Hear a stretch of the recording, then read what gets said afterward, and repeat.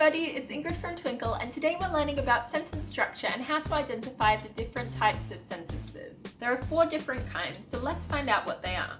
In order to understand how to structure a sentence, we need to understand what a clause is. No, not that kind of clause. In English, clauses are groups of words that include a subject and a verb, like in this example. The dog barked loudly at the doorbell. The dog is the subject and the verb is barked. Clauses are the building blocks we use to put sentences together, and there are 2 types, independent and dependent clauses. Let's start with independent. To be an independent clause, it needs to be able to make sense and be a complete thought all by itself. For example, she brushed her hair. But what if we added a bit more onto this sentence?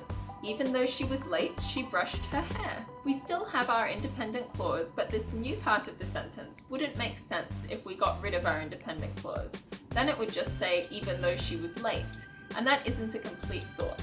So that makes this new part of the sentence a dependent clause. Back to answering our original question, we can tell what type of sentence we're looking at by how many independent and dependent clauses it has. Let's go through them now. First on the list is simple sentences. These are made up of an independent clause sitting by itself, like in this example. The cat jumped into the tree. It makes sense by itself and there's nothing else added. Secondly, we have compound sentences. These are made up of 2 independent clauses that are joined together with a connective or appropriate punctuation, such as a semicolon, for example.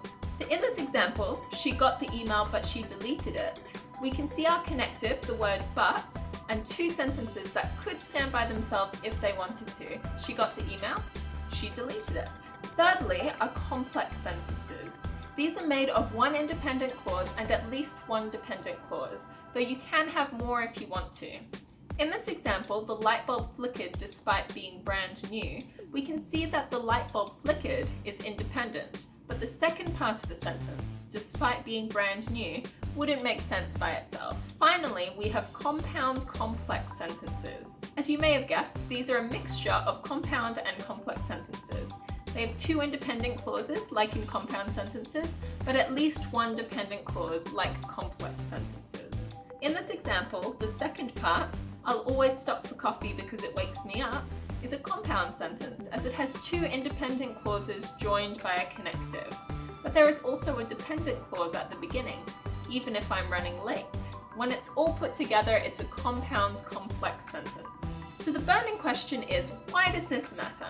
There are 3 reasons why understanding sentence structure is important.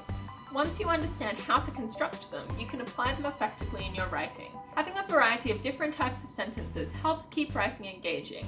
You can also write with better accuracy and use your power over sentences to create rhythm, tone, and mood. Boom! You now know the basics on how to construct different kinds of sentences. Before we go, let's take a look at a few examples of how sentences of different lengths can affect our writing. Example number 1. I opened my eyes, he was there. I turned, I ran. He followed, I stumbled, I fell. Everything went blank. Now, bonus question, what type of sentences are we looking at here? They're all very short, they stand by themselves, and each sentence has a verb and a subject. If you guessed that they're simple sentences, you get a gold star. But let's look at the effect of these sentences. As we read, we stop and start a lot, and the tension builds every time. It has a rhythm to it too. In a scary situation like this, we can imagine that everything would be happening so fast. There may not be time to slow down or gather your thoughts, you may be breathing really quickly, and your heart rate may go up as well, which is mirrored in the quickness of each sentence. In this way, the length of the sentences helps to communicate the panic and the fear of the character in the paragraph. Now to compare, let's take a look at a long sentence. The sun was shining, the trees were rustling in the wind. The air was carrying notes of freshly mown grass and honeysuckle towards us, and I couldn't help but wish we didn't have a body to bury. This sentence is longer and feels contemplative, encouraging us to slow down and enjoy the imagery as we read it.